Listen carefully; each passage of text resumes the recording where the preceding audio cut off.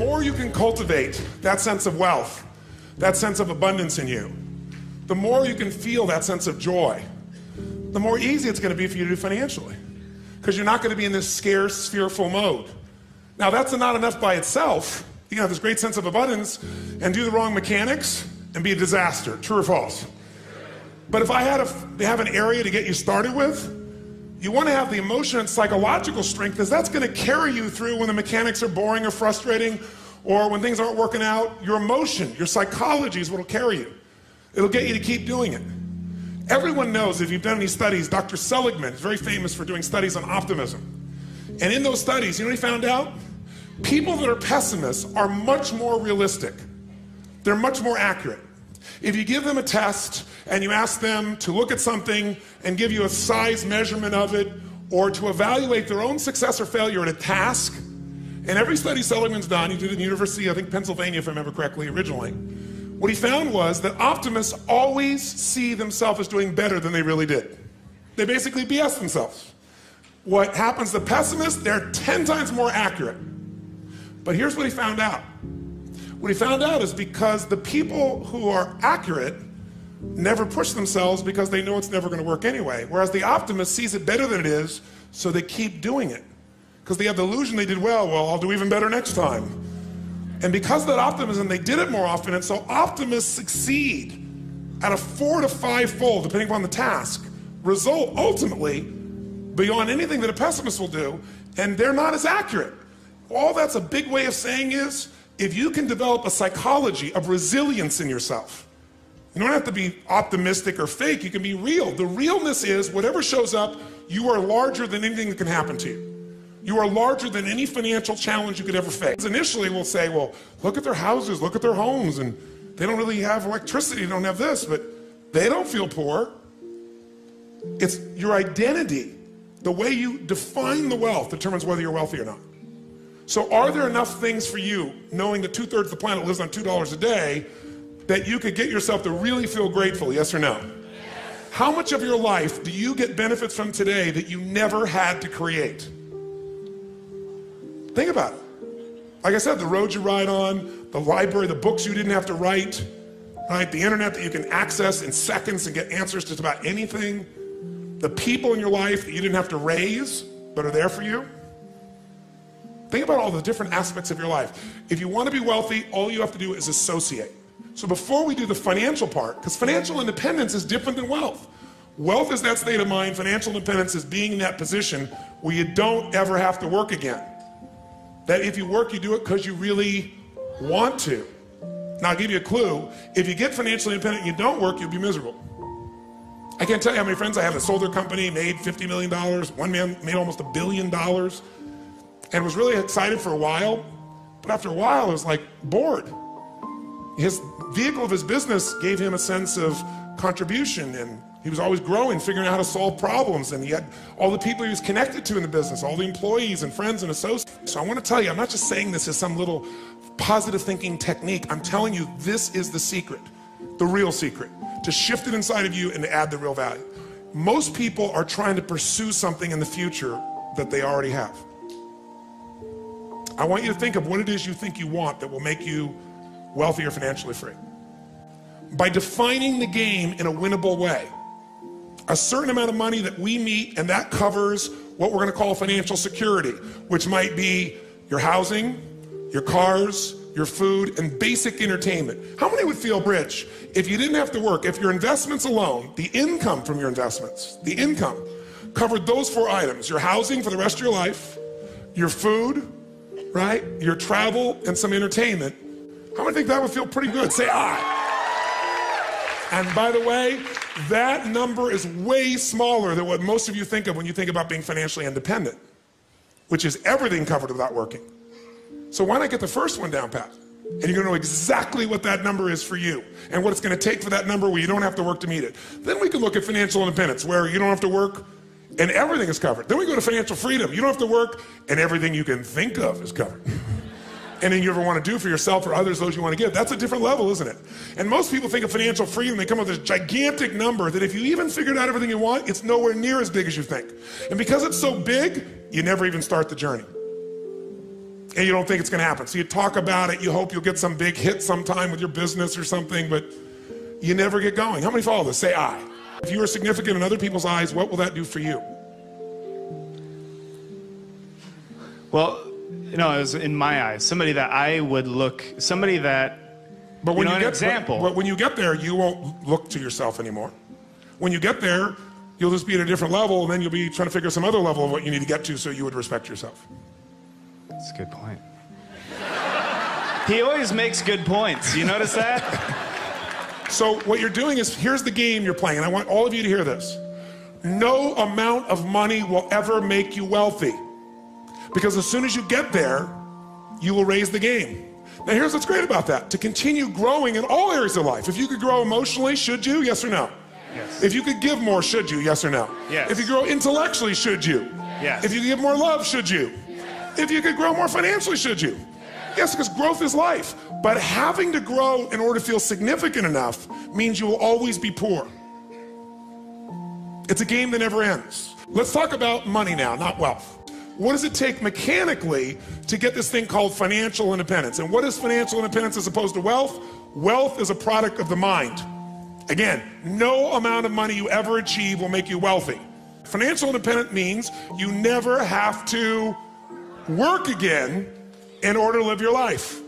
That when you do work, you're doing it because you really want to, not because you have to. And how many are committed to not only being wealthy, but also financially independent? Say, I. How do we get there? Let me give you the lesson how to get there. It is so simple that when I tell you, you're gonna go, thank you for the breakthrough thought. But even though you may know this intellectually, whether you're sophisticated or not, you probably know this. The formula for financial independence is so simple. And you can't achieve financial abundance unless you really learn to apply this, not just in a concept in your head, but consistently in your life. And that formula is simple. Spend less than you what? You go, thank you for the breakthrough thought, Tony.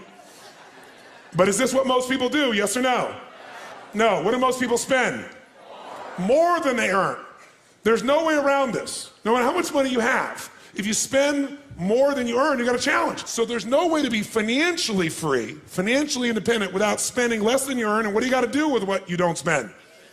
You got to invest the difference. Because what I want to show you right now is how do you build what everybody should own. Every one of you should leave here with your own personal money machine. You want to create a money machine. A machine that while you're sleeping is making you money, right? So you're no longer trading the most valuable resource you have in life, your time, for money. You want to trade money for money. You want money to go to work. You want to put that money to work for you so while you're sleeping it's making a difference. You want to create a machine. And that machine you want to create is something that you want to be able to feed you at some stage where you don't have to work. That's what the money machine is. The second secret to this is you got to reinvest. How many of you have ever made a big hit in your investments and went, oh my God, that's so cool, and took the money and spent it on something? Raise your hand, say I. Come on, say I. I know you all, anybody who's invested has done this. If you got a big hit, you go, oh, this is it. Nothing wrong with that, but you got to make sure a significant amount of that, you reinvest your returns so you get compounded what?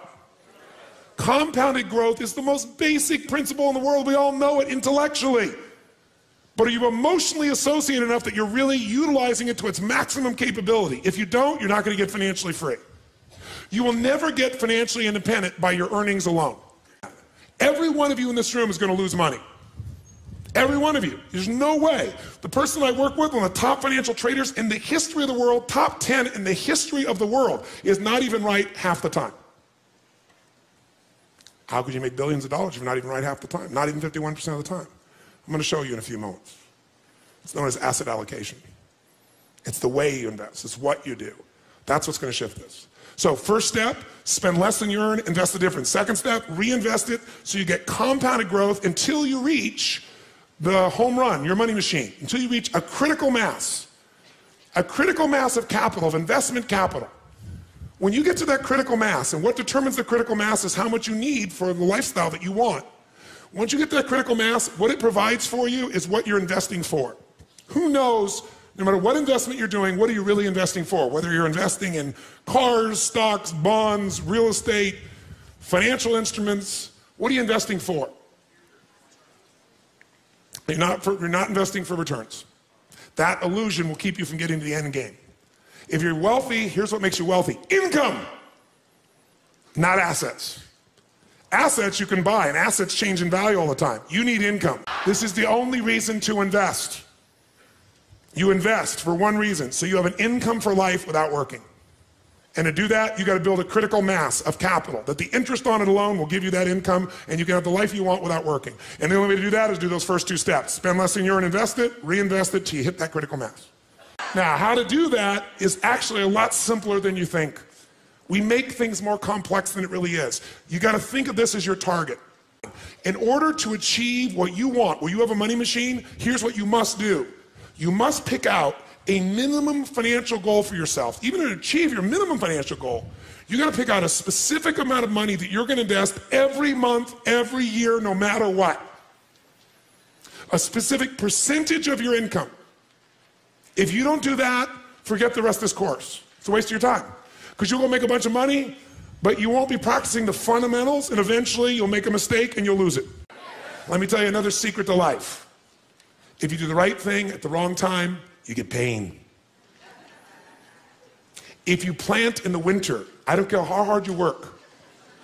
I don't care if you work day and night and you work to the bone and you plant your seeds in the middle of the winter. What's going to happen when fall comes? Are you going to be rewarded, yes or no? No. So if you don't understand that the seasons are changing, you're in trouble. What is asset allocation? It means out of the money you have to invest, we're going to create 3 buckets. Really simple way of thinking of this from now on. The first bucket is the security bucket. When you think about investing, think of 2 types of investments. There are fixed income investments, and most of you are clear what this means. What does it mean when it's a fixed income investment? Who knows? What does that mean? You got a guaranteed rate of return, assuming they deliver. And anyone cannot deliver, including the US government. They haven't not delivered, but they could. Is there risk in any investment, yes or no? So just ratios of risk. And as we know, no risk, no reward. So if you don't invest, you're going to lose if you invest at times. But if you don't invest, you've already lost and you can never win, never have a money machine, never be financially free. The second type of investment that you can make, and it helps you understand what you're going to do, is something that's going to be growth driven. And growth investments are investments where you probably have a much greater potential for growth, which means you get a greater return if you're successful. But if you're not successful, do you have a guaranteed rate of return, yes or no? No, so in a growth investment, you have the potential of greater return, but also greater loss. The security bucket is where you want to put investments that are secure by their nature. Because they're secure, is this going to give you a huge compounded return per year, yes or no? But can it give you a huge compounded return even if the number is small if you do it long enough, yes or no? So what we want to do is your first investments have to be in your security bucket, and everybody wants to do the opposite. Okay. The question then becomes what percentage you put in your security bucket, what goes in there? Well, here's some things that go in there. If you don't have at least 2 to 6 months worth of cash that covers your overhead, you're in deep trouble. The first step to getting financially secure, not financially independent, is to make sure you got enough cash that if something happens, you can go for 6 months. You got the freedom. What else might you put in there? Types of investments. An IRA goes in here, right? Pretty secure. Insurance. The insurance is protecting you. That's part of security.